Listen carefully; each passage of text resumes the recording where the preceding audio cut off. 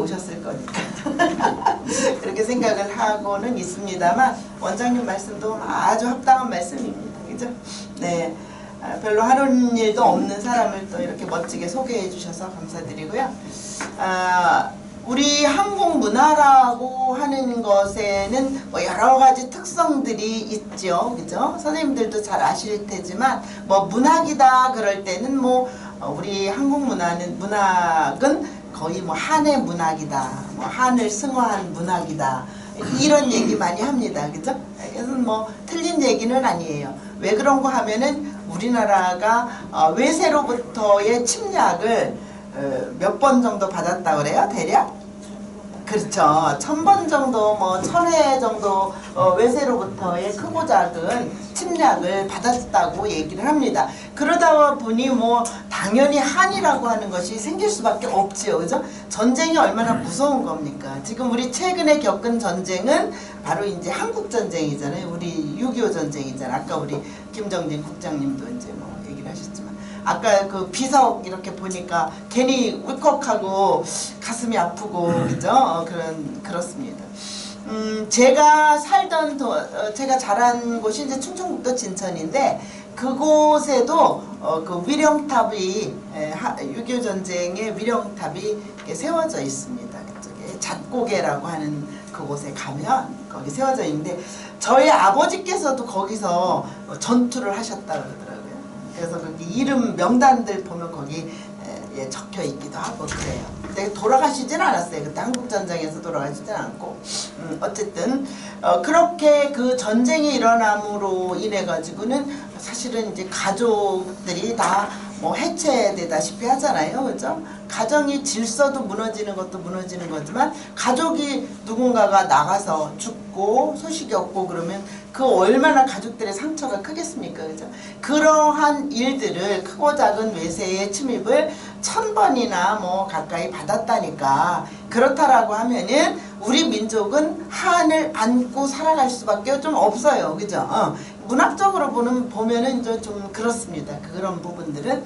그리고는 또 이제 그런 어떤 우리 문화, 음식 문화 같은 거를 보면은 우리 한국 문화 그러면 제일 먼저 생각나는 게 뭐 김치나 불고기 이런 것도 있지만 그보다는 먼저 된장, 고추장, 간장이잖아요. 그죠? 이런 장류 문화, 이 발효식품 뭐 이런 거 이건 뭐 오랫동안 또 이렇게 숙성시켜야 먹을 수 있는데 요즘에 선생님들도 우리 여기 여자 선생님들 자주 하실 텐데 뭐 그렇게 발효액을 많이 담그잖아요. 별걸 다 발효액을 담그잖아. 그죠? 나물 같은 거 많아도 그거를 죄다 집어넣고 뭐 100가지 나물 종류를 넣고 그리고 설탕을 넣고 그리고 발효시켜가지고 뭐 그거를 또 마신다고 그래요. 그럼 몸에 좋대요. 그런 것도 있고 하다못해 뭐 설순 있잖아요. 소나무 순. 예. 그것도 뭐 담그는 사람도 있고요. 또 칡순 있잖아요. 칡순. 그런 것도 담그고. 아무튼 우리는 선조로부터 그런 DNA가 있나 봐. 그죠? 뭐든지 뭘 담가. 그래서 오랫동안 발효시켜. 그래서 그거를 이제 먹고 이제 이러는데 뭐 6월 한 25일쯤 뭐 30일쯤 되면은 저희 친정에 저는 한번 갑니다. 왜냐하면 뒤란에 앵두나무가 있거든요. 저 천연 때부터 있었던 거예요. 그 앵두에 앵두가 달리면 우리 어머니가 몸살이 납니다. 왜냐면 저게 다 쏟아질까봐. 아니 그냥 전화를 매일 하세요. 그 앵두 따가야지. 저 앵두 어떻게 하면 좋으니? 아니 앵두 먹을 속도 없잖아. 씨만 이만하고 그죠? 요만한데. 근데도 이제 어머니의 그런 마음이 불편하실 거를 이제 조금 생각해가지고 제가 갑니다. 동생이랑 가서 이제 앵두를 따서 갖고 와갖고 저도 또 그거를 또 발효액을 담급니다. 근데 먹지도 않아. 지금 몇 년 거 있어요. 그냥 계속. 어쨌든 그렇게 음식 문화도 그렇고 뭐 다양한 우리의 그런 문화들이 많습니다. 요즘 선생님들 들어보셨어요? 우리나라 김밥이 그렇게 외국에서 유행이고 그래서 김값이 오른다는 거 아니에요. 그죠? 김 비싸졌죠? 예. 김밥을 그렇게 외국에서 또 그렇게 선호한대요. 예전에는 불고기, 김치 그게 다였는데 지금은 이제 김밥이 그렇게 인기를 끌고 있다고 그럽니다. 그래서 다양한 우리의 문화들 이런 것들을 외국으로 이제 전 국제적으로 그렇게 그것이 향유되고 있는데 제일 먼저 뭐 큰 인기를 끌은 건 방탄이들이잖아요. 방탄소년단 그죠? 네, K-팝 해가지고 우리 지난번에 미스터 트롯 뭐 미스터 롯 이런 거 좀 즐겨 보셨나요? 저는 봤습니다. 노래를 뭐 잘하고 그러지는 못하지만 그런 거를 제가 보면서 외국 사람들도 나와서 그렇게 우리 트롯을 부르는 걸 보셨잖아요. 그죠? 네. 그런 것처럼 그 사람들이 왜 그렇게 그 우리의 그런 것들을 좋아하게 되었을까 생각해보면 앞서서 한류 문화를 일으킨 한류 뭐 노래를 일으킨 그런 사람들이 있잖아요. 뭐 영국에 가서 아니 이제 일본에 가서 노래한 한류 스타들, 저 중국에서 노래한 뭐 한 사람들, 또 뭐 미국에서 그렇게 전 세계적으로 이제 인기를 끌고 있는 방탄소년단, 뭐 이런 사람들로 인해서 결국은 우리의 그런 K-팝이라고 하는 것들이 K 뭐 트롯이라고 하는 것들이 그렇게 이제 퍼져 나간 것이 아닌가 이런 생각이 좀 듭니다. 그뿐이 아니에요. 잘 알고 계시죠? 대장금이라는 드라마. 그래서 저는 대장금을요 한 3번쯤은 본 것 같아요. 네. 선생님들 한 번만 보셨나요? 보면 볼수록 재밌어요. 그리고 다 알아. 내용을 다 아는데도 또 봐. 그 이유가 거기에 숨겨져 있는 그 눈빛이라든지 또 그 행동들이라든지 대사라든지 거기에서 미처 처음에 볼 때 읽어내지 못했던 놓쳤던 부분들 있잖아요. 소중한 것들. 예? 또 그런 말도 있죠. 생텍쥐페리는 그 어린 왕자에서 중요한 것은 눈에 보이지 않아. 뭐 이런 얘기를 하잖아요. 그죠? 눈에 보이지 않는다. 바로 그것을 읽어내기 위해서 대장금을 또 봤습니다. 뭐 그렇다고 해서 우리나라 것만 보냐? 아닙니다. 저도 외국 드라마 이런 거 좋아하는데 특히 이제 드라마 하면 또 중국이 또 괜찮아요. 그죠? 거기 한번 빠지면 이 완전히 아주 그냥 밤새는지 모르고 또 본단 말이죠. 제가 즐겨본 드라마가 뭐냐 하면은 미월전이라는 거예요. 미월전. 그리고 연희공약이라고 하는 두 편을 아주 그냥 제가 열심히 봤는데 그 보면서 재밌었던 것도 있어요. 그래서 연희공약은 좀 아주 시원시원하잖아요. 그래서 좋고 미월전은 이제 그 중국의 그 진나라를 세운 진시황의 증종호 정도 돼 고종호인가 고종호쯤 되는 사람이 미월이잖아요. 그런 얘기를 또 제 역사와 관련지어서 또 재밌게 이렇게 보고 그랬거든요.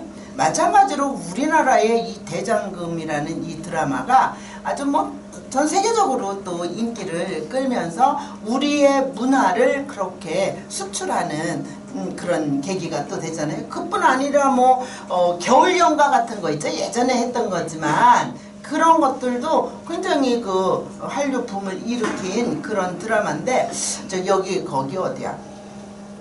메모리얼 파크에 가면은 뭐 거기 우리 한국 배우가 이렇게 잠들어 있는 곳이 있어요. 거기 가면 항상 일본 여성들이 와가지고 참배하고 있어요. 거기서. 그래서 그 사람을 이제 굉장히 그 따르던 그런 마니아들인 것 같아요. 그런 것도 봤고 또 우리 영화 빼놓을 수 없지 않아요? 영화 오징어 게임 보셨죠? 두 번째 거는 좀 무섭다고 그래서 저는 아직은 못 보고 있거든요. 전 무서운 거 싫어해요. 예, 재밌고 따뜻하고 다정하고 이런 거 좋아하지 무서운 거. 그래서 더 글로리인가 그거 아직 못 봤어요. 예, 잔인하다 그래서 잔인하던가요? 그렇죠? 안 보셨? 선생님 저하고 같은 부류인가 보다. 같은 융가. 아 그게 그래서 보기는 봐야 될 것 같아요. 자꾸 유명해지니까. 그래서 그 영화도 마찬가지고요. 더군다나 뭐 뷰티 같은 뭐 명동에 저는요 명동에 진짜 오랜만에 가봤거든요. 몇 년 전이었어요. 한 3년 전에 진짜 오랜만에 제가 20대 때 명동에 가고 안 갔어요. 거기를 뭐 성남에 명동에서만 놀았어요. 거기서는 안 가고. 그런데 명동에 가고 깜짝 놀랐어요. 죄다 중국말로 써 있어가지고 아니 도대체 여기가 중국이야 한국이야 이런 생각이 들었거든요. 근데 아주 뭐 때로 몰려와가지고 사람들이 휩쓸어 가다시피 우리나라 화장품을 사간답니다. 이렇게 뭐 K-뷰티 이런 것도 굉장히 또 인기 끌고 있고, 빼놓을 수 없는 것 중에 하나가 또 뭐예요? 문학이잖아요. 예, 작년 10월달이었던가요?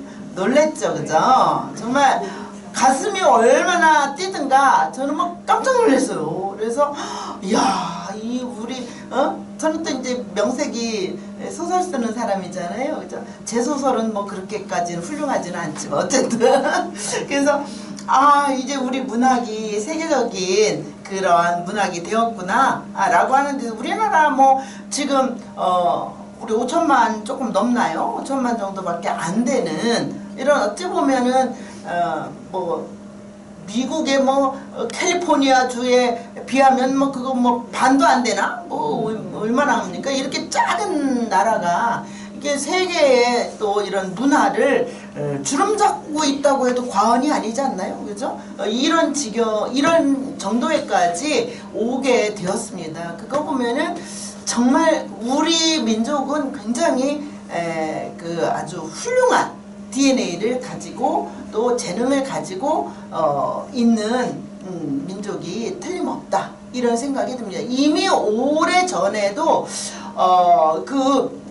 조선시대 때만 하더라도 그때에 훌륭했던 여성 인물이 있어요. 선생님들 문학적으로 아시죠? 난설원, 그죠?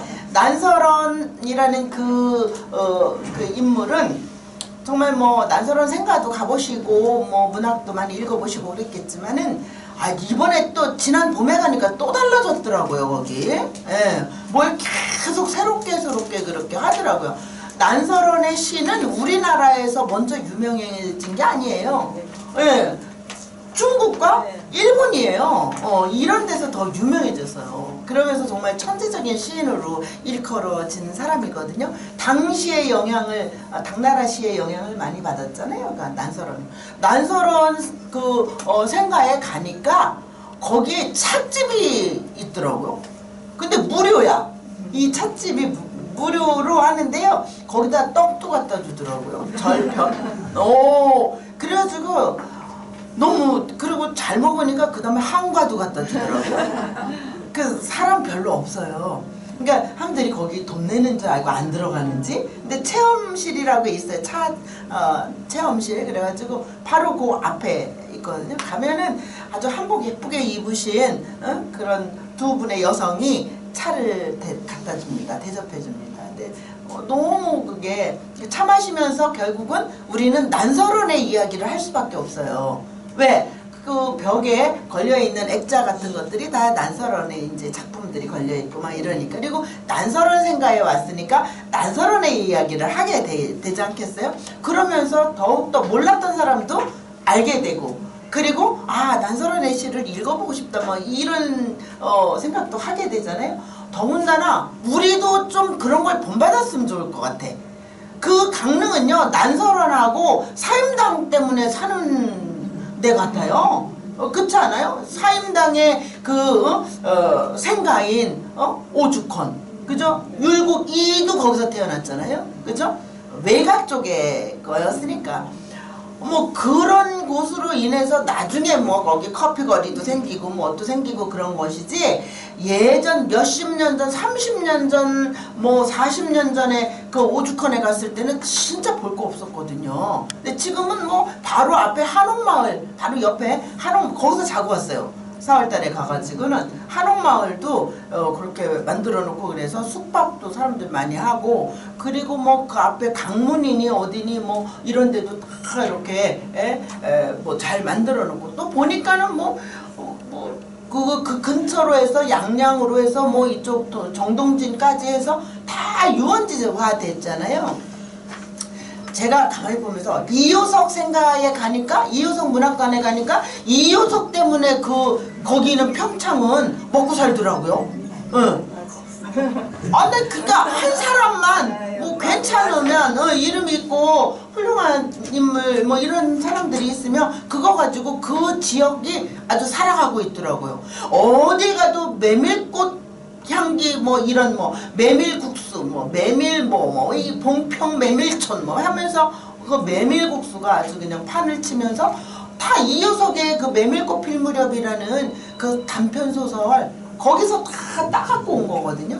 그러면서 그렇게 그곳은 완전히 또 평창은 이효석으로 인해서 그렇게 도시 그 지역이 아주 살아나고 있더라고요. 그래서 강릉 가서 또 그 난설원과 오죽헌 여기는 여기 우리 성남에도요 그렇게 훌륭한 인물들이 엄청 많습니다. 우리 맨날 여기 성남학 아카데미에서 공부하셨잖아요. 그죠?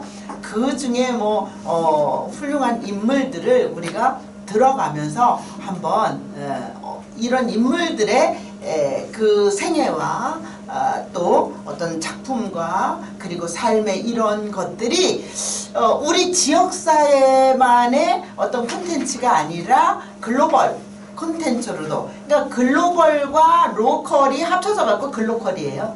그러니까 그렇게 될 수 있지 않을까라고 하는 것을 오늘 한번 선생님들하고 얘기하고 싶어가지고 제가 준비를 했습니다. 그래서 지난번에 성남문화재단에서 바로 이제 글로컬화 될 수 있는 그런 우리 성남의 문화자원들이 어떤 것이 있을까라고 하는 포럼이 열렸었어요. 그래서 제가 거기서 이제 오늘 이야기하는 이런 것들을 몇 가지 거기서 발제자로 참석해서 말씀을 드렸는데요.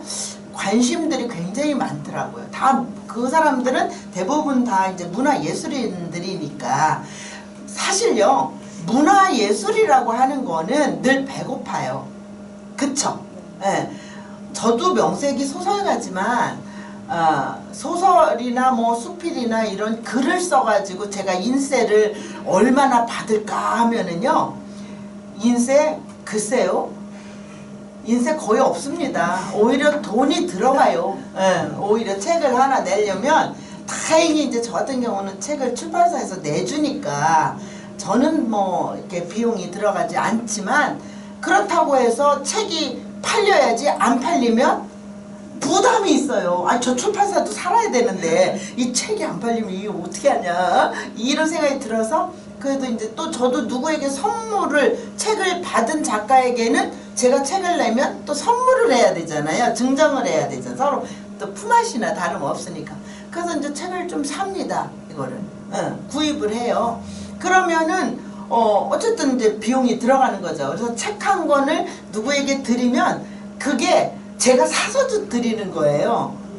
그러니까 그것도 누구에게 다 드릴 수가 없어. 그쵸? 그리고 뭐 책을 읽어야 말이지. 읽는다고만 하면야 뭐 그렇게라도 해보겠는데 책을 안 읽잖아요. 요즘에 사람들이 안 읽어도 뭐 너무 안 읽으니까. 그런 가운데에서 한강 같은 그러한 작가가 나옴으로써 노벨문학상을 수상함으로써 우리 그 한국의 출판계가 사실은 굉장히 좀 많이 살아났대요.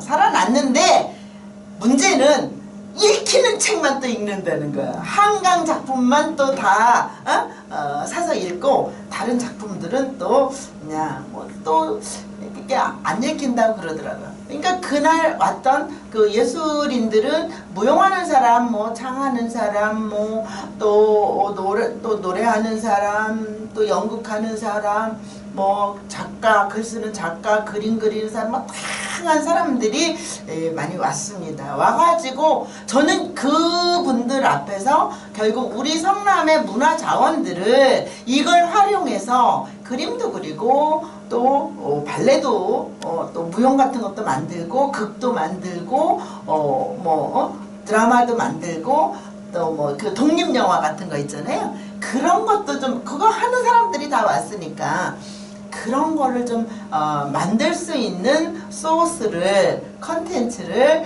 제가 제공하게 되지 않을까라고 하는 기대를 가지고 이제 그거를 했던 거예요. 근데 확실히 관심이 많았고요. 그리고 이제 그 관계자들도 관심이 많았습니다. 그래서 굉장히 저는 좀 재밌었어요. 그러면서 우리가 거기서 했던 이야기들 중에 뭐냐 하면 몇몇이 모여서라도 우리는 자꾸 우리 성남의 문화를 이야기해야 된다는 거예요.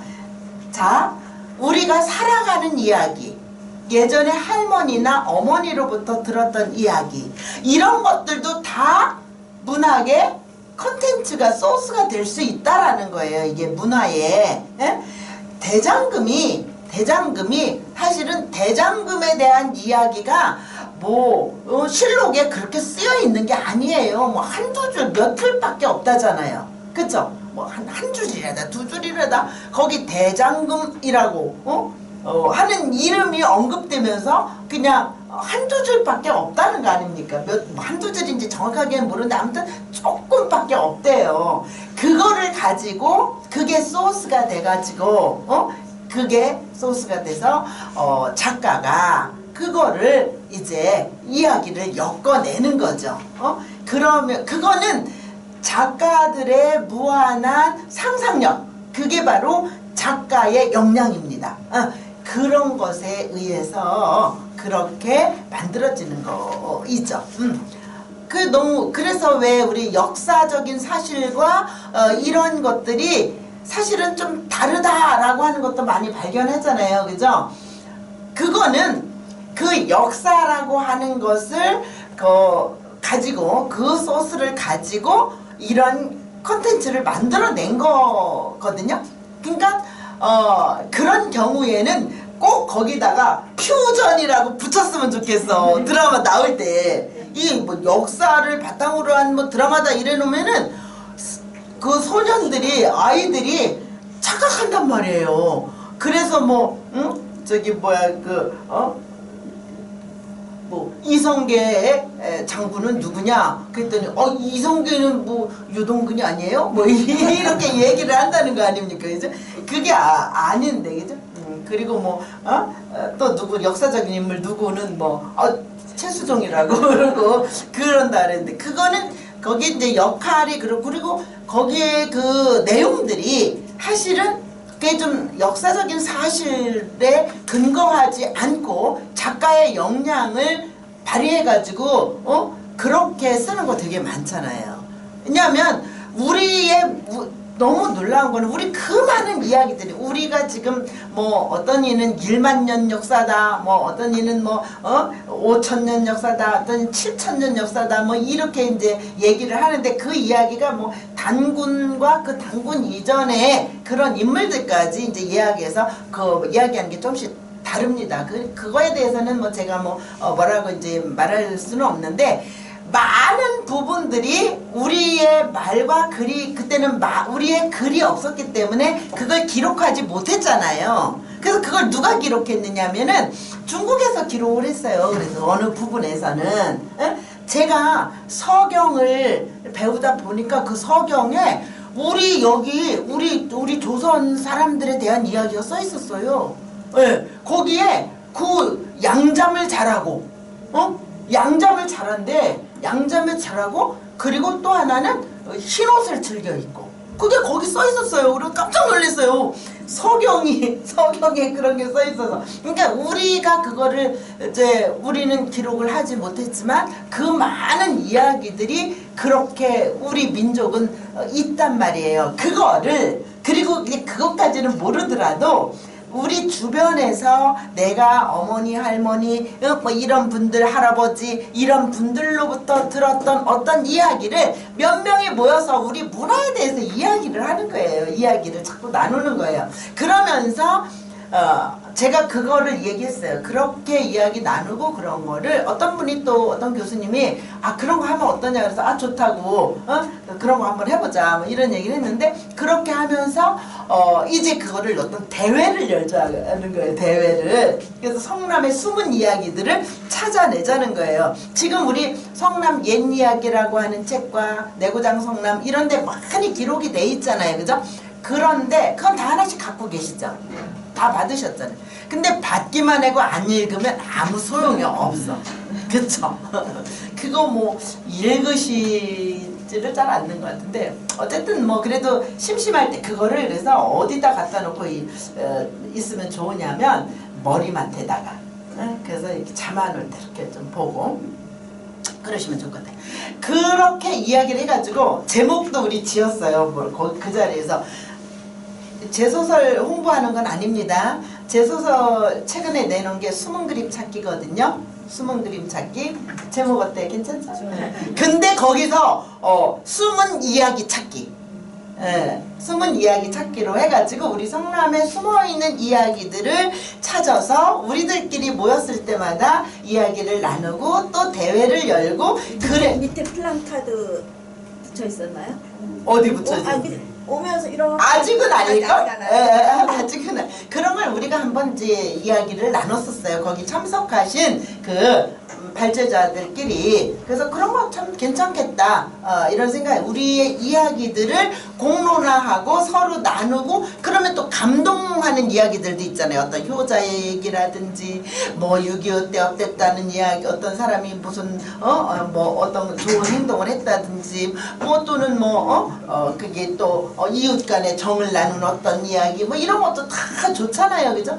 옛날에는 우리나라 사람들은 이웃 사촌이라 그래서 진짜 이웃이 그냥 형제같이 지내는 일 많았잖아요. 그리고 뭐 수양딸, 수양아들 그러면서 의형제 뭐 이런 거를 맺으면 진짜 수양아들, 수양딸이 되면 그 수양 어머니 아버지가 돌아가셨을 때 복도 입었잖아요.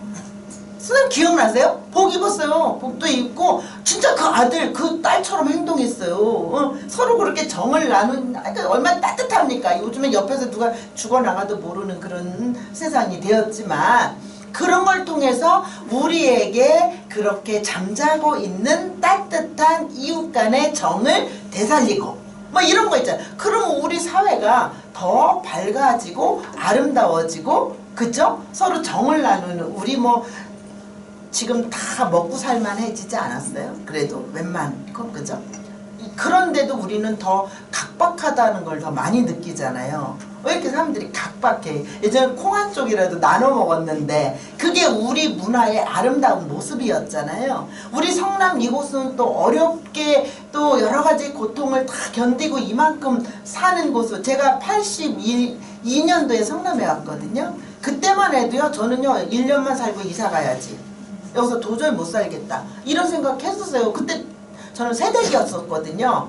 길에서도 자꾸 사람들이 싸우니까 그러면 맹모 삼천까지는 아니더라도 이 애들을 여기서 어떻게 키우겠어요. 그죠? 그러니까 1년만 있다 나가야지 에? 그랬었는데 수십 년을 여기서 살고 우리 애들이 다 중고등학교를 초중고를 여기서 졸업하고 저도 학교 여기 가천대를 다니고 그랬던 거 아닙니까? 근데 그렇게 서로 어려웠던 시절이 있고 지금은 이제 살만해졌으니까 이럴 때 우리는 과거에 그렇게 나 배고플 때는 못했던 배고프기 힘들고 배고프고 시간 없고 그랬던 때는 못했던 우리 성남의 다양한 그 따뜻하고 아름다운 그런 문화들을 이야기들 속에 내려오는 이야기들 속에 숨어있는 그런 것들을 발굴해서 그거를 공론화시키고 이야기화시키고 그리고 그때 막 발표하고 이러면서 나오는 원고들을 그러면 그걸 모아가지고 또 책으로 묶어내면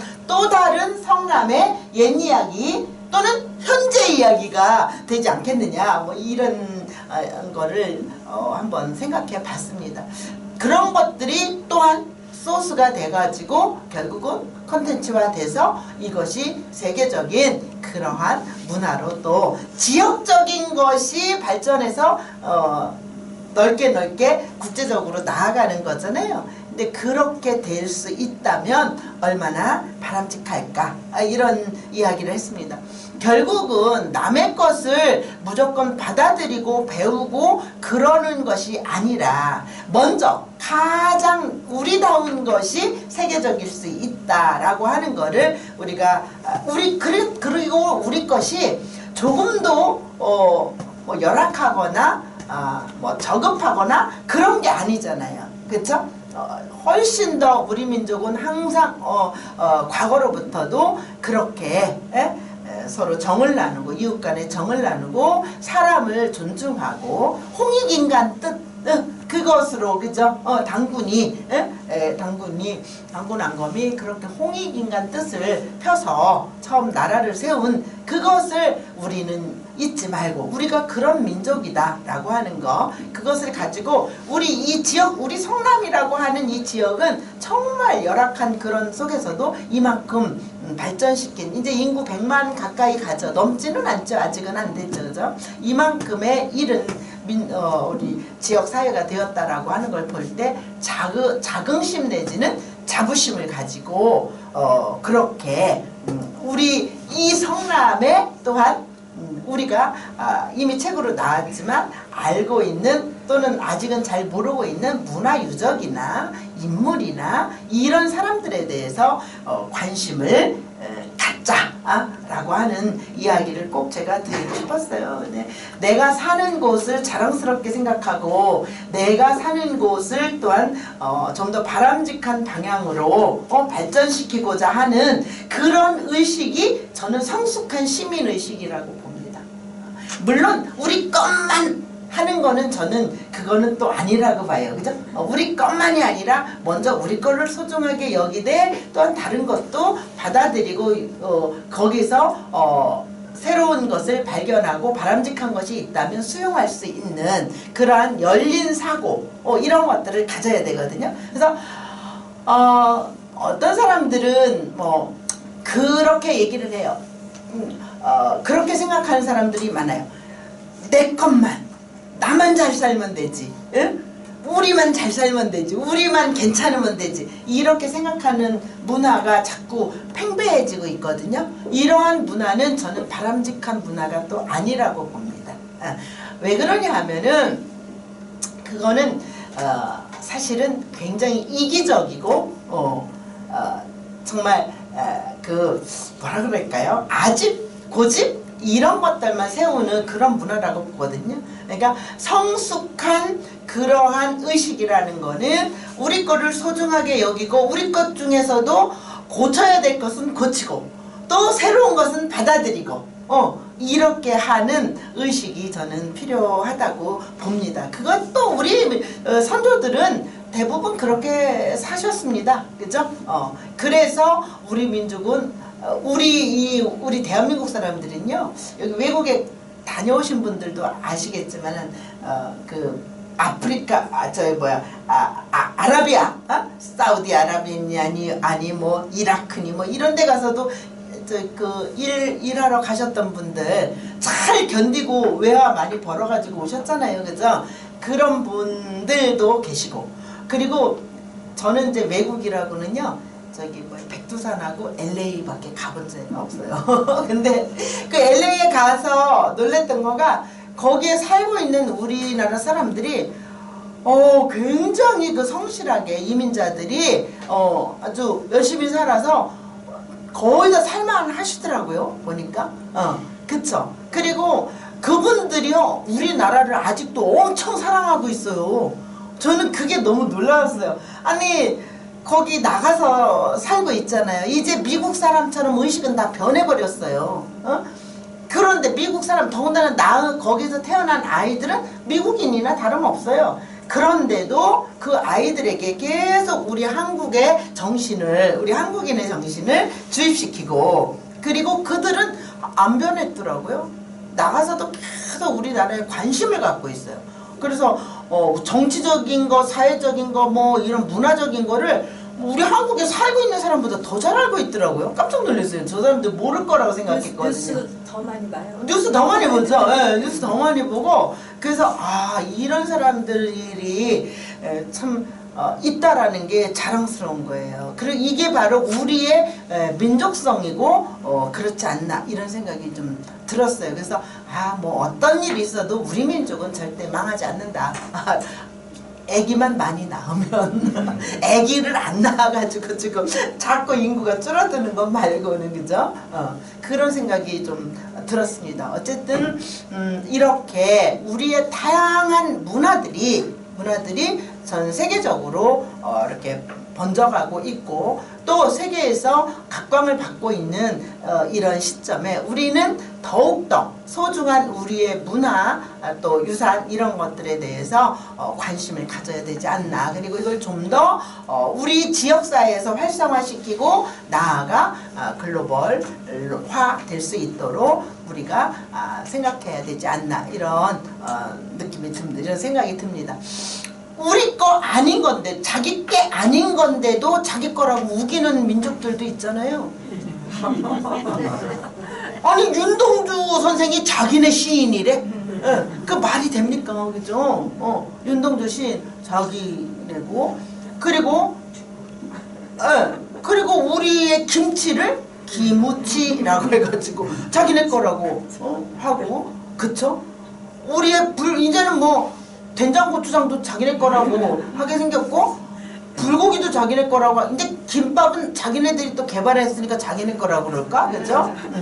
그렇게 되는 시점에서 우리가요 강해져야 돼요. 그리고 우리도 우리 민족끼리 잘 서로 뭉치고 서로 잘못하는 거는 잘못한다고 지적하면서 잘할 수 있도록 북돋아주고 좀 그래야 돼요. 자꾸 지금은 자꾸 그냥 옆에서 누가 사촌이 땅을 사면 배가 아프고 그게 사실은 그게 아니었대죠. 사촌이 땅을 사면 배가 아픈 게 원래 의미는 그게 아니었대요. 그 시기질투해서 그런 게 아니고 사촌이 땅을 사면 이제 거름이 필요하잖아. 그쵸? 그래서 배가 아팠다는 거예요. 그 만들어주기 위해서. 응? 얼마나 따뜻한 마음이야. 근데 그렇대요. 그 처음 들으셨어요? 어머야. 그게 진작 말씀해 드릴 걸. 진작 말씀해 드릴 걸. 그래서 그랬다는 거예요. 그러니까 우리 그렇게 시기하고 질투하고 그러는 민족이 아니에요. 우리는 그죠? 서로 함께 어우러져서 가난하고 어려운 사람이 있으면 도와주고 살펴주고. 그래서 왜 예전에 어느 동네에서 제가 살던 우리 동네에서도 늘 어른들이 하시는 말씀 들으면 그랬거든요. 어느 동네에서 누가 굶고 있대. 그러면은요 어른들이 그렇게 말해요. 그 동네에 굶고 있다는 말을 들으니까 그 동네는 영 못 살 동네구나. 그 동네 앞을 지나갈 때는 침 뱉고 지나가야 돼. 이런 말 하시는 걸 들었거든요. 굶고 있는 사람이 있으면 안 되는 거지. 누가 굶고 있으면 누구라도 뭘 갖다 줘야지, 도와줘야지. 그렇지 않아요? 예전에는요 이 사회복지가 그냥 저절로 이루어졌던 것 같아. 그쵸? 우리 옆집에도 굉장히 부잣집이었어요. 근데 명절 전날 되면은요 우리 동네 가난한 집마다 봉당에 쌀자루가 놓여 있었어. 쌀자루가. 그때 눈으로 확인했어요. 근데 그 집은 쌀밥만 먹고 사냐? 아니에요. 그 집 아주머니, 그 집 우리 옆집 오빠네 그 집이었는데 그 집에 오빠들이 중고등학교 다녔어요. 딸들은 하나도 안 보냈어. 중학교는. 그랬는데 그 집에 책을 읽으러 교과서를 읽으러 전 자주 갔거든요. 그럼 아주머니가 밥 때 되면은 밥 먹고 가라 그래요. 보면은 아주머니 밥은 꽁보리 밥이에요. 물론 저도 꽁보리 밥이지. 그래도 얻어먹기도 하고 이랬었는데 그게 서로 뭐예요? 그 아주머니 복 받으셨나봐. 지금 103살이거든요. 아직 살아계세요. 예, 살아 계시는데 제가 그렇게 남들에게 많이 베풀어서 그렇게 건강하게 아직도 건강하세요. 정신도 말짱하시고 살아계신 거 아닌가 이런 생각 들거든요. 그러니까 그러한 문화였었어요. 그게 자연스러웠었어요. 언젠가가 뭐야? 그거는 산업화가 되면서 서구에서 밀려 들어온 개인주의 사상 이런 것 때문에 결국은 이제 우리가 자꾸 의식이 이제 좀 바뀐 거죠. 어쨌든 우리의 그러한 의식들을 이제 되살리고 우리 서로 이렇게 좋은 일 하는 사람은 칭찬도 해주고 그게 이야기가 되고 그래서 우리 성남의 또 하나의 이야기로 만들어지고 그것들이 또 이렇게 그 지역사회뿐 아니라 전국으로 또 세계적으로 뻗어나갈 수 있는 그러한 이야기들이 서사들이 된다면 얼마나 좋을까 뭐 이런 생각을 좀 해봤습니다. 두 번째 시간에는 구체적으로 이제 우리 성남의 인물들과 우리 문화에 대해서 조금 더 이야기를 하도록 하겠습니다. 잠깐 쉬겠습니다. 쉬는 시간 끝낼까요? 네. 아, 선생님들은 이렇게 쉬는 시간에 이야기를 나누시고 그래서 너무 좋아요.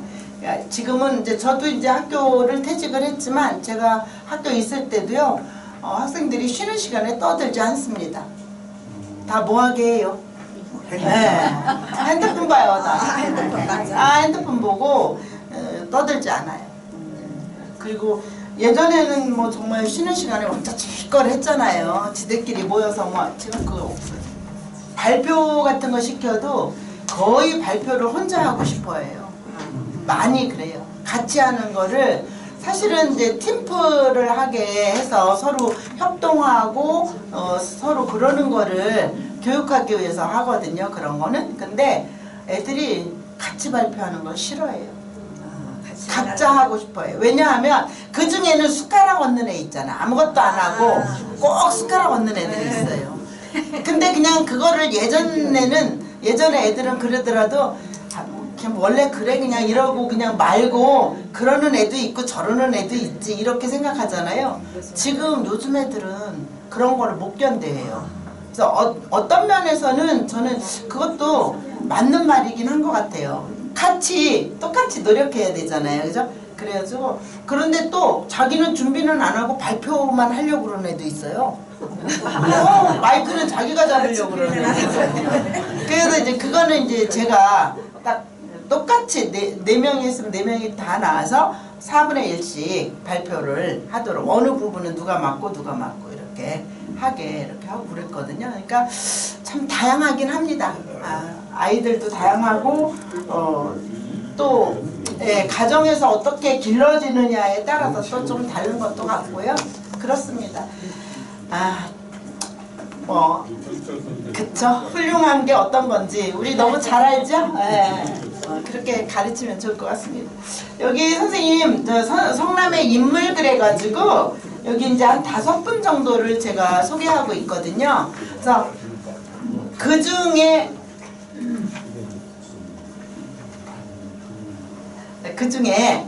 강정일당은 너무 잘하는 인물이잖아요. 그죠? 우리의 성남의 향토 유적 1호입니다. 1호. 강정일당 선생은 여성이에요. 여성이고요. 또 여기 뭐 선생님 그때 우리 같이 갔다 왔잖아요. 금토동. 그죠? 네, 거기 금토동에 강정일당 선생의 사당이 있고요. 그 뒤로는 이제 그의 이제 시댁 식구들 뭐 이런 묘소가 또 있고 강정일당 선생의 묘소도 있고 그렇습니다.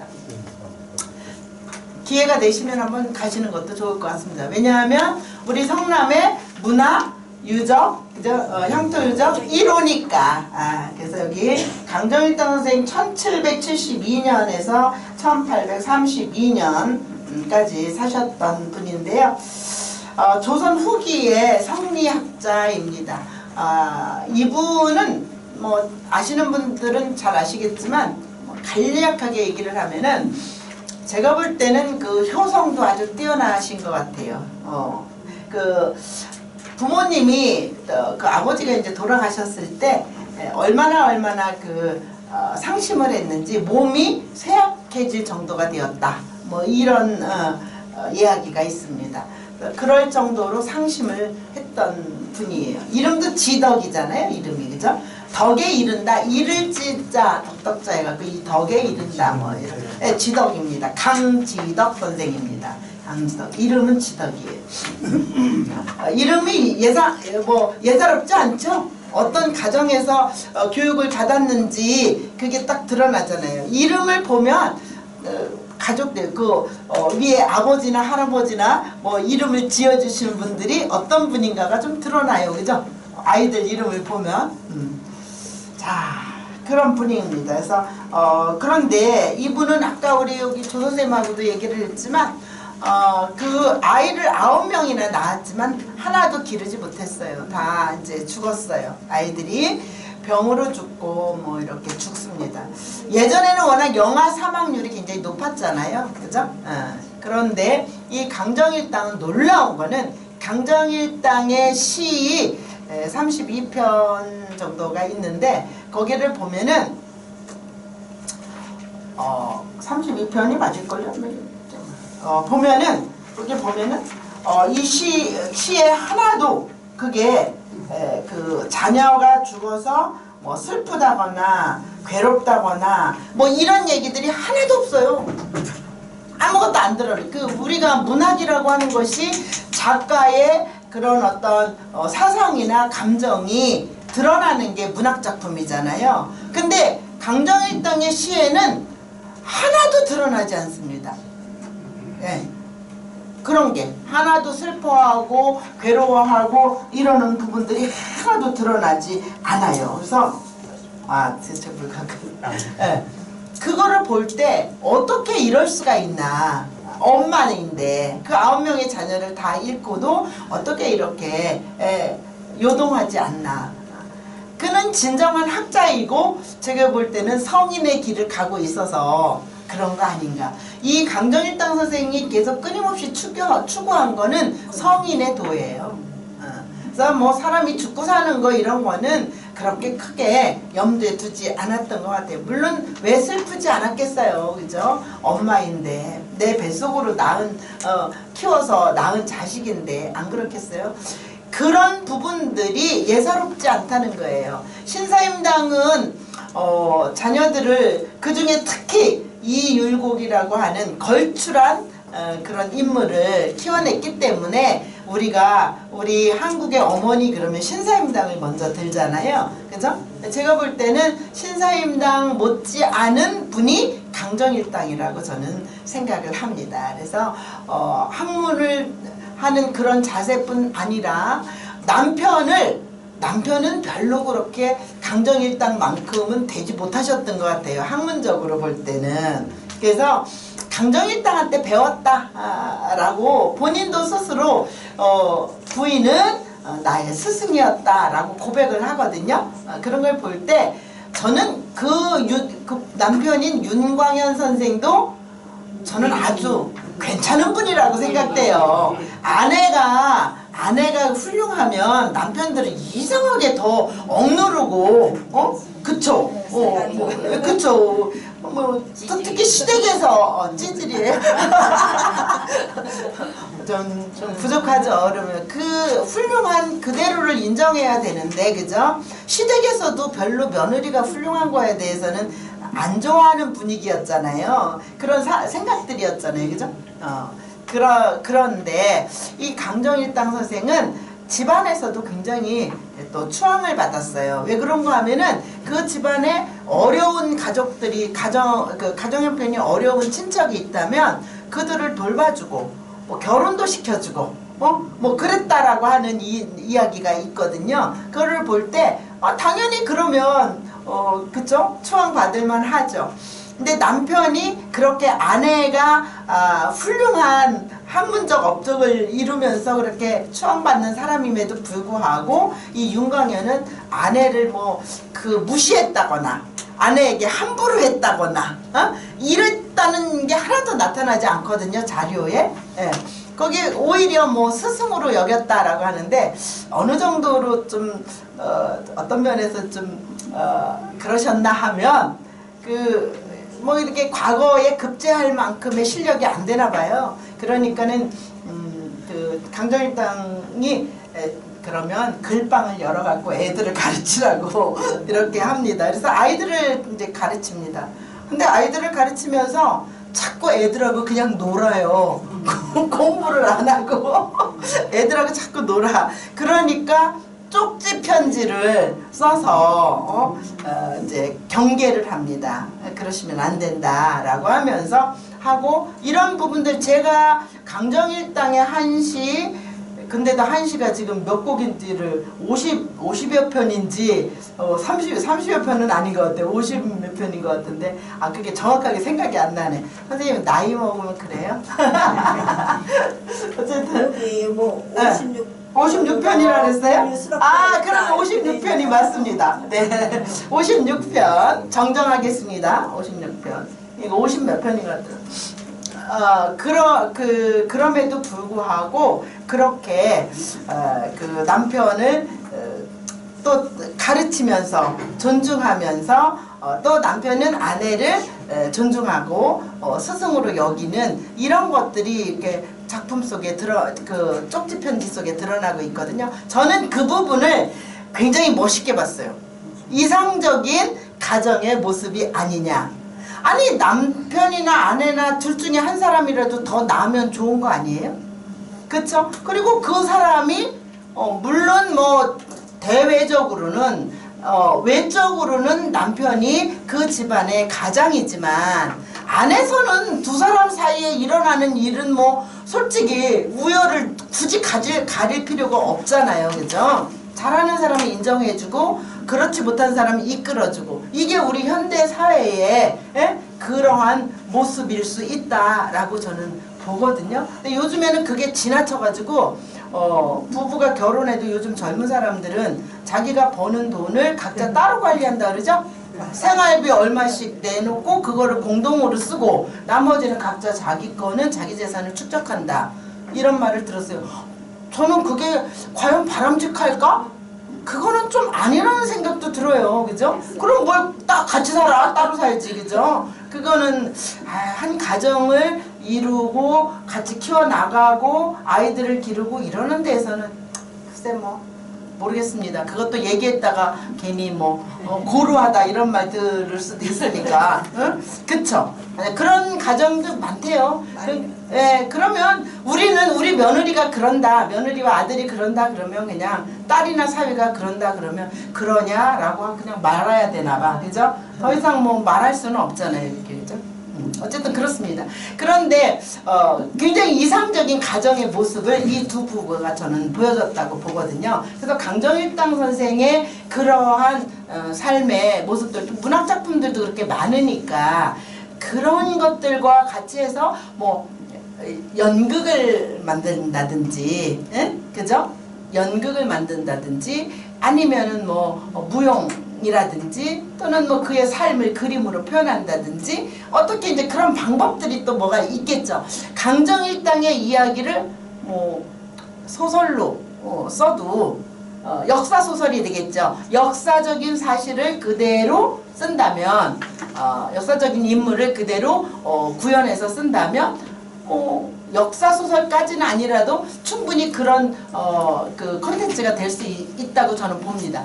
왜 그런가 하면 우리가 잘 알고 있는 신경숙의 리진이라는 작품이 있어요. 그 리진은 구한말에 그 외교관 프랑스의 외교관과 결혼했던 궁중 무희 리진의 삶을 소설로 한 거잖아요. 근데 그 자료가 얼마 안 된대요. A4 용지 뭐 한 3분의 2 정도의 분량?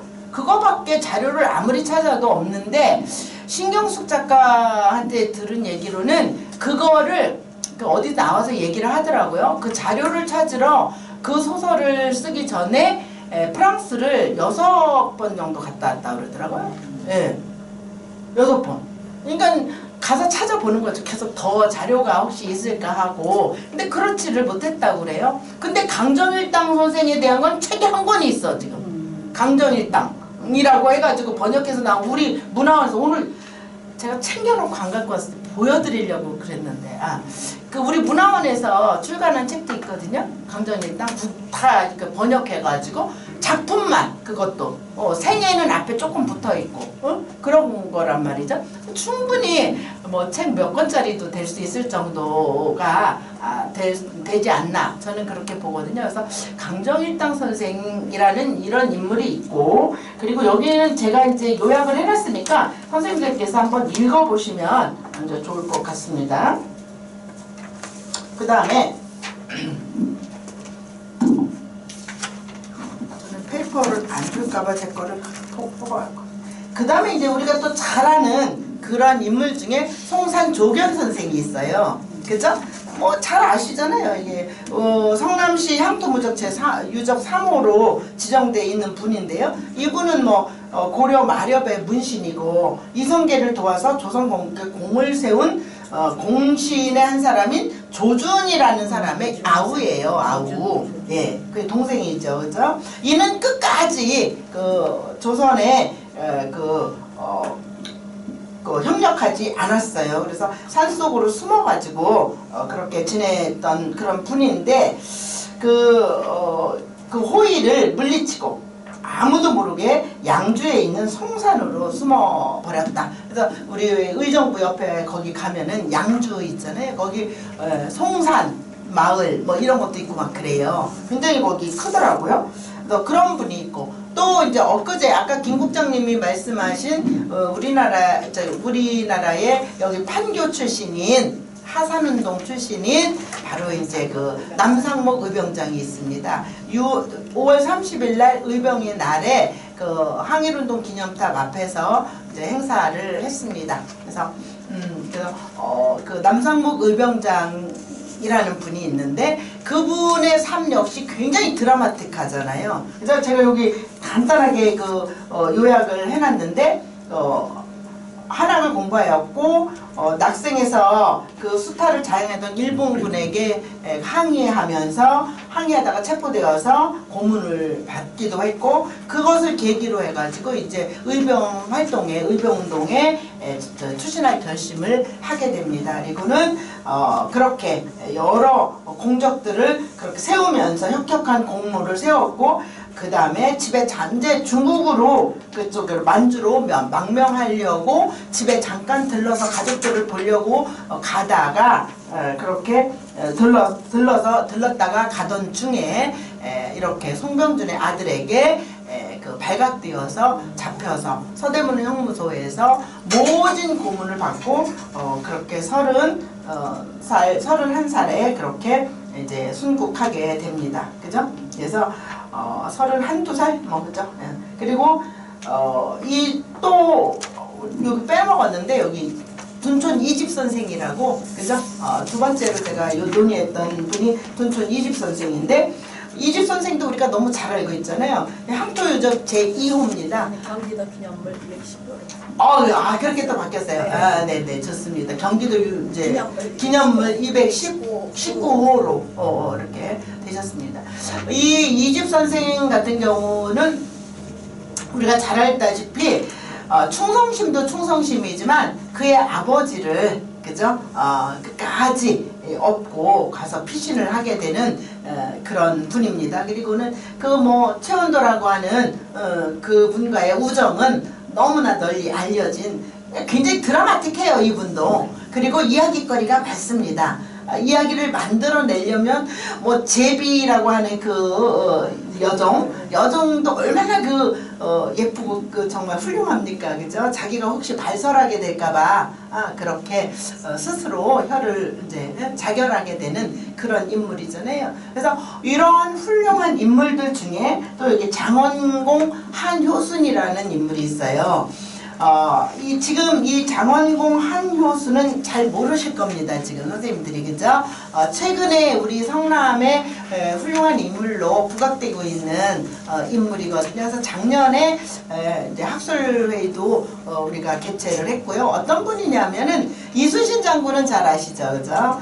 이순신 장군의 이순신 장군을 도와서 군량미와 병선 등 전투에 필요한 군수물자 같은 거를 공급해가지고 결국은 임진왜란에서 승리할 수 있도록 이끈 보조한 아주 굉장히 훌륭한 인물이에요. 앞에서 싸우는 것도 중요하지만 싸울 수 있는 여건을 마련해 주는 거 얼마나 중요합니까, 그죠? 그런 일에 최선을 다했던 인물이고요. 그리고 이제 중요한 거는 여진족의 침입에 대비해가지고 신기 비결과 진설 등 각종 화기와 무기의 제조, 사용법 이런 것들을 진법을 해설한 병법서를 이렇게 저술해서 국가 안보에 아주 기여한 뚜렷한 업적을 남긴 인물이 한효순 선생입니다. 그래서 한효순 선생의 묘소에 엊그제 다녀왔어요. 이제 우리 성남의 향토유적으로 이제 지정받기 위해서 탐방을 갔었어요. 가서 거기 이제 여러 가지를 살펴보고 합당하다라고 하는 그런 거를 이제 써서 제출을 하려고 그래서 거기 성남시청의 담당자하고 또 이재범 교수님하고 저하고 이렇게 그쪽 문중의 사람들하고 같이 가서 이야기를 들었는데 여기 바로 왜 서현동이기는 한데 율동공원 가는 데에서 바로 거기 길가에 있어요. 왜 토마토 같은 거 팔고 그러는 데 있잖아요. 거기로 이렇게 들어가면 바로인데 거기 이제 묘소가 있습니다. 그리고 제실은 건너편 쪽에 있어요. 그래서 우리 한동열 선생님 쪽 그래서 제가 내고장 성남이라고 하는 책이 또 있어요. 하나씩 받으셨죠? 거기에 보면 우리 성남에 대한 또 여러 가지 이야기들이 많이 있거든요. 그래서 그런 것들도 한번 참고하시면서 우리 성남의 이런 어떤 길이라든지 그리고 여러 가지 문화라든지 이런 것들을 어떻게 활용할 수 있을까라고 하는 것들도 생각해 보시면 좋을 거라고 생각이 들고요. 이번에 또 제가 여기 성남의 길은 영남길로 불리며 고려시대부터 서울과 남부지방을 이어주는 핵심 교통 역할을 했다 그랬는데 지금 이 길이요 사람이 다니면 길이 된다 그러잖아요. 그죠? 근데 길에 대해서 사람들이 관심이 엄청 많아진 것 같아요. 몇 년 전부터 그죠? 첫 번째로는 그 제주도의 길이 또 유명해졌잖아요. 올레길 그죠? 그리고 선생님 여수에 가보셨어요? 여수에 가면은 비렁길이라고 또 길이 있어요. 그것도 뭐 1코스, 2코스에서 아마 5코스까지 있나? 그렇거든요. 근데 제일 좋은 게 뭐 몇 코스라 그래서 저는 한번 가본 적이 있어요. 정말 아름다워요. 이 길이. 비렁길은 비탈길이다라고 하는 의미의 그곳에 이제 단어인가 봐요. 그런데 바다를 오른쪽으로 내려다 보면서 동백나무 숲길이 막 조성되어 있는 이 길을 따라서 걷는 거예요.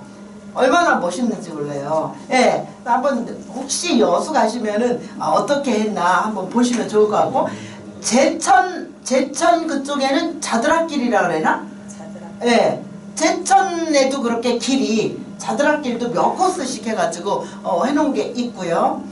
근데 우리는 이제 우리 성남은 무슨 길이라고 이름 붙였대요? 누비길. 얼마나 예뻐요, 그죠? 누비면서 다닌다, 이런 의미인 것 같은데, 누비길, 성남의 길은 누비길이라는 이름 붙였는데, 이거를 이제 어디서부터 어디까지는 1코스, 어디서 어디까지는 2코스 해가지고, 이렇게 만들어 놓으면, 이게 관광 상품화 될 수도 있어요. 우리가 제천의 자드락길을 걷기 위해서 가는 거잖아요. 제천에는 또. 그리고 제주는 올레길을 걷기 위해서 가는 것처럼. 그죠? 그러면 우리 성남엔 누비길을 이 코스대로 이제 만들어 놓고 그 코스를 만들 때 거기에 어떤 문화 유적이 있다면 그거를 끼고 만드는 거지. 그걸 옆에 배치하고 그리고 있었던 곳 지금은 없어졌지만 있었던 곳도 있잖아요. 그런 곳들을 찾아내 가지고 이 누비길을 또 만들어서 그렇게 해놓는 거예요. 그러면서 성남에 단양 팔경이 있듯이 성남에 팔경, 구경 한다든지 이런 식으로 해가지고 이거는 우리 연구위원들이 계속 관심을 갖고 이런 얘기를 나눴었어요. 근데 이게 되려면 예산도 필요하고 그리고 무엇보다도 지역사회에 많은 사람들의 호응이 또 있어야 되는 거거든요. 근데 성남은 교통도 좋고 지하철 다 연결돼 있잖아요. 그죠? 교통도 좋고 또 우리 성남 시민들도 많고 이렇기 때문에 얼마든지 가능성이 좀 있지 않나. 그래서 성남의 누비길이라는 제목으로 해서 책을 내셨잖아요. 우리 성남문화원에서 나온 책이 있잖아요. 그 책을 기초로 해가지고 그렇게 개발해서 만들어내면 그러면은 제주 올레길 못지않은 그런 우리는 이 천림산 봉수대도 있고 여러 가지 또 있잖아요. 그리고 아까 얘기한 문화유적들하고 같이 이렇게 연결 지으면서 그렇게 해서 내려와가지고 영장산으로 해가지고 어디로 가고 또 불곡산으로 해서 어디로 이런 식으로 해가지고 만들면 어떨까 얼마든지 가능성이 있지 않나 뭐 이런 생각도 좀 듭니다. 그래서 어떻게 보면은 우리가 먼저 사실은 이렇게 살고 있는 우리들이 여기 이 코스로 해서 이렇게 가면서 우리는 어느 문화 유적을 보면서 갔다가 내려오면서는 어디 유명한 많이 알려진 맛집, 우리의 성남의 음식 문화를 잘 보존하고 있는 어느 집에서 밥을 먹고 뭐 이런 식으로 해가지고 제가 너무 신났나요? 아니 같이 신나요. 제가 신나. 그러면 충분히 뭐가 될 것 같은 생각이 좀 들어요. 그렇지 않나요? 그죠? 네. 예, 그러면은 우리끼리 몇 명씩이라도 모여서 이렇게 좀 해보는 거는 어떨까?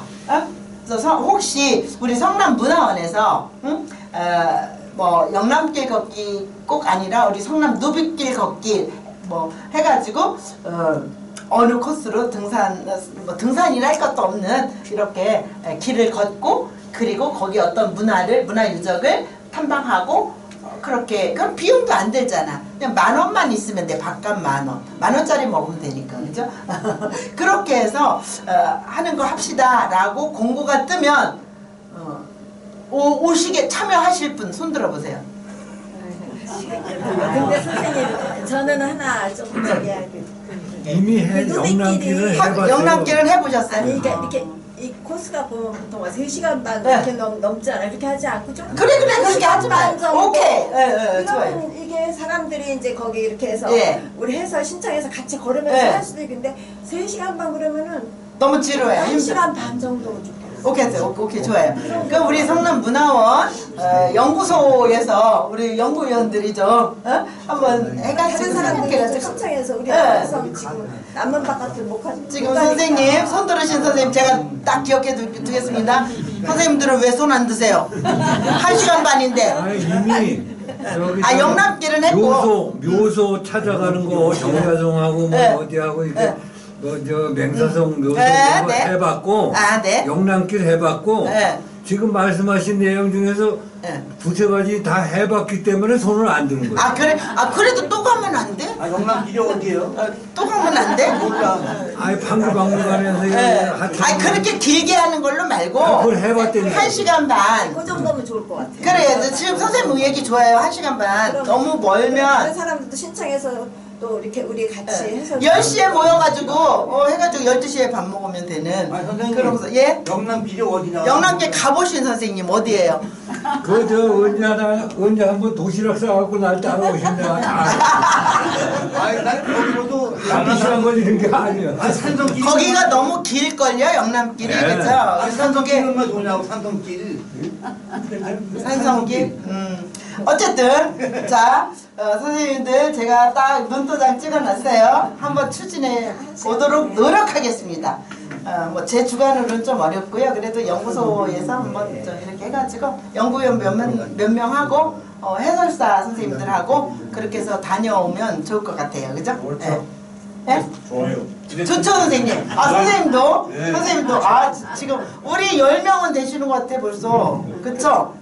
손 안 드신 선생님들도 가실 걸로. 어쨌든 이렇게 누비길은 9개의 그 길이 다 제시가 돼 있으니까 거기 가시는 분들도 있고 그러니까 그렇게 하시면 되겠지만 그게 그렇게 되지 9개만 있겠습니까 길이? 남한산성 가는 길도 뭐 몇 개인데 길이 여기저기 또 동네마다 올라가는 길이 다르고 막 그렇잖아요. 그러니까 그런 길들도 우리가 이렇게 관심을 갖고 보면서 거기 근처에 유적이 있다면 그것도 이렇게 좀 보면서 유적하고 연결하는 게 좋죠. 예, 좋죠. 그렇게 해서 다니시는 것이 어떠실까 싶고요. 그 다음에 이제 우리가 잘 알고 있는 모란시장 있잖아요. 그 모란시장은 뭐 전국적으로 가장 큰 전통시장이니까 그걸 꼭 예? 우리 뭐라 장이라고. 오늘 그래 장에 가시려고 지금 멋지게 차려입으셨네. 그죠?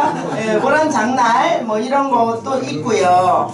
그래서 요거를 제가 여기 보면은 마지막 페이지에 보면은 거기 요약을 해놨어요. 글로벌 콘텐츠 가능성 모색 그래가지고 난설원의 이야기를 그린 뮤지컬 난설과 국립발레단의 허난설원 수월 경화 이게 있고요. 명성황후의 삶을 그린 뮤지컬 명성황후 이게 있습니다. 이런 게. 그리고 이 명성황후는요, 우리 잘 알다시피 전 세계적으로 여러 군데에서 계속 공연되고 있거든요. 근데 이 명성황후는 계속 이야기가 조금씩 달라지고 있어요. 새로운 걸 알게 되면 그걸 더 이렇게 보충해가지고 하는 것 같고요. 그리고 명성황후 생가에 얼마 전에 또 갔다 왔거든요. 여주에. 거기 갔더니 거기도 안 하던 거를 하더라고요. 거기도 차 체험. 네. 근데 4명이 와야 그거 받을 수 있대. 차 체험을 할 수 있대요. 그래서 3명은 안 되고 4명이 한 팀이 돼야 된대. 그러니까 넷이서 같이 가시면 또 차 문화도 이렇게 또 접할 수 있고 명성황후에 대한 여러 가지 이야기들을 들을 수 있고 저도 뭐 거기 자주는 못 갔지만 그래도 한 5번 정도 갔는데 가도 거기 인현황후의 아버지 민유중의 묘소가 거기 있다는 건 또 이번에 처음 알았어요. 예, 그 뒤에 있어요, 뒤에. 그래서 가시면 그러니까 갈 때마다 어디든 가고 또 가고 또 가도 새로운 걸 또 발견하게 되는 것 같아. 새롭게 알게 되는 것도 있고, 그죠? 그렇게 있습니다. 그래서 여기 보면은 또 우리 성남의 역사 문화 자원을 활용해서 만든 뮤지컬이 있어요. 그게 바로 남한산성. 그리고 지난번에 굉장히 그 절찬리에 공연됐던 황무지라고 하는 황무지 보셨나요? 많이 보셨죠? 아트센터에서도 하고 뭐 그랬잖아요. 황무지. 그리고 또 낭독극이 있는데 9켤레의 구두를 신은 11명의 배우들. 제목이 재밌죠? 이게 바로 윤은길 선생의 9켤레의 구두로 남은 사내. 그 작품을 조금 패러디한 그런 것인가. 저는 이건 보지는 못했어요. 근데 그런 것들도 있습니다. 그래서 이렇게. 그런데 이제 안타까운 거는 여기에도 이제 많은 사람들이 이야기하고 있는 부분인데 바로 뭐냐 하면 요게 안타깝게도 지역에서만 공연되고 향유되었다라고 하는 거예요. 이러한 창작품은 시민들의 호응을 얻었지만 바로 지역사회에서만 공연되고 향유되었다. 그래서 필요한 부분을 보완한다면 우리 성남은 더 글로벌 콘텐츠로 나아갈 수 있는 가능성을 가졌다라고 볼 수 있지 않을까. 그리고 성남의 누비길을 제주의 올레길이나 국내 각처에 있는 둘레길처럼 그렇게 역사적 사실이나 문화 요소를 활용해서 관광 자원으로 개발해서 콘텐츠화하면 어떨까. 이런 부분들은 이제 제가 생각해 본 부분이에요. 모란시장도 역시 모란시장을 제가 쓰면서 모란시장도 이것을 이대로만이 아니라 좀 더 활용할 수 있는 방안이 무엇일까라고 할 때 저는 관광산업으로 이거를 좀 육성해서 지금 외국에서도 많이 사람들이 오잖아요. 외국인들이 또 많이 살고 있다 보니까 그의 친척들도 한 번씩 방문하고 또 그러잖아요. 그럴 때 우리 성남의 모란시장을 이렇게 경험하고 체험할 수 있게 해주고 거기도 뭐 체험할 거리들이 사실은 처음에는 아주 굉장히 큰 어떤 어떤 생각을 가지고 기대를 가지고 만들었는데 그게 그렇게 또 활용이 안 돼서 잘 또 이렇게 되지 않고 있는 부분들도 있고 그렇더라고요. 그런 부분들. 선생님 안녕히 가세요. 일이 바쁘시군요. 네. 거기 뭐야 또 공연장도 있고요. 네, 맞아요. 쉼터도 있고. 네. 잘 만들어놨더라고요. 맞아요. 그런데 충분히 이렇게 가실 수 있으니까 그렇게 하시면 어떠실까 이런 생각이 듭니다.